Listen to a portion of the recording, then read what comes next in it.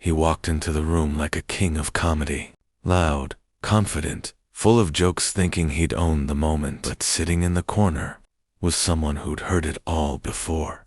Someone who doesn't just laugh, she strikes back. The room chuckled. He threw the first punch, a slick line, trying to embarrass her. She smirked, like she'd been waiting for this. Then it dropped. One comeback. Sharp, precise. The kind that doesn't just hurt your feelings, it questions your whole existence. He paused, laughed awkwardly, but the crowd, oh, they lost it.